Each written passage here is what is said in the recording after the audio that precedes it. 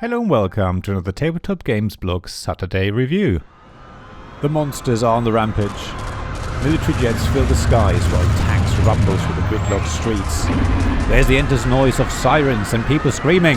It's absolute chaos on the ground.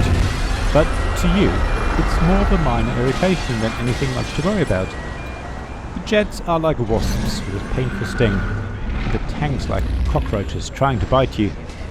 Your real worry are the other monsters whose attacks could kill you. You're desperately trying to get to Manhattan and become the King of New York in this exciting game by Iello. It is a follow-up to King of Tokyo, and without giving too much away, let me say that I much prefer this iteration of the game to its predecessor. Both games are very much the same. You roll dice for attack, energy or health, pushing your luck as you would in pretty much any dice rolling game. You buy bonus cards to add to your tableau, which give you more abilities, which also isn't anything new. You use your attack to damage the other monsters in the game, and you win if you're either last monster standing or the first to reach 20 points. It's all very simple, yet it is so much fun.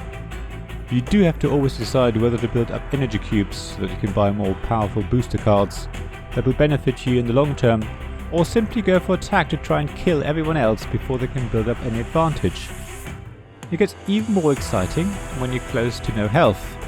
You decide to ignore the hearts you roll and instead focus on getting the extra energy cubes you need to get the ultimate booster card that will guarantee you the win. Your gamble won't always pay off, but it's amazing when it does. Like in King of Tokyo, it's a battle of one against the rest, or rather, whoever is in the city, which is Manhattan in this game, not Tokyo, fights against everyone else. But you can decide to leave when you're attacked, forcing the attacking player into the center and making them the target. It's another decision where you have to weigh up the benefit of staying in the middle one more round, risking death, or leaving to be able to heal. What makes this so much more interesting in King of New York is that you actually move along Manhattan, getting ever more bonuses the longer you stay. It makes that decision to remain or leave so much harder. There's so much temptation to stay one more round and get the points you need to win, but your health is so low that it would be sensible to retreat. Yet, King of New York adds one more level to this decision making.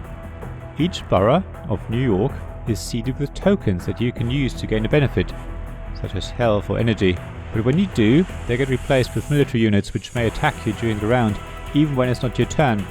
The dice have extra symbols that decide if these units attack or not, and whether they attack only your borough or every monster's boroughs. It allows for a new strategy where you intentionally want to trigger those units to damage your opponents, and it gives the monster that's in Manhattan a way of getting health as well as an additional way of attacking the others. The luck element presented by the dice in this game is mitigated by the ability to re-roll dice, as well as buying booster cards to give you extra dice or the ability to change dice results. I think it works really well, and is one of the key reasons why this game is so exciting and fun. As I said at the beginning, given the choice, I will always recommend King of New York over King of Tokyo. It just gives you so many more options and makes the game so much more interesting.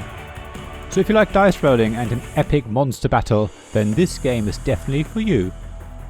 Thank you for listening to this Tabletop Games blog Saturday review podcast. Please check the description below for links mentioned in this episode, as well as to the written version of this article on the blog. If you enjoyed this episode, please subscribe, give us some stars or leave a review. Please also tell your friends about me, and if you want to offer financial support, check out my Patreon and Ko-fi pages, links to which you'll find in the blog at tabletopgamesblog.com. So thank you again for listening, and I hope to see you again soon. This podcast is made possible by the generous help from my Patreon supporters: Royal Patron Sean Newman, the UK half of Gamelot, Castle Guard David Miller of Subquark Publishing, Dice Masters James Naylor, publisher of Magnate First City, and Paul Grogan of Gaming Rules, and Shining Light Robin Kay of Rune Sky Games, Sarah Reed of Resourceful Games, Tim Vernig, and Richard Simpson of We're Not Wizards.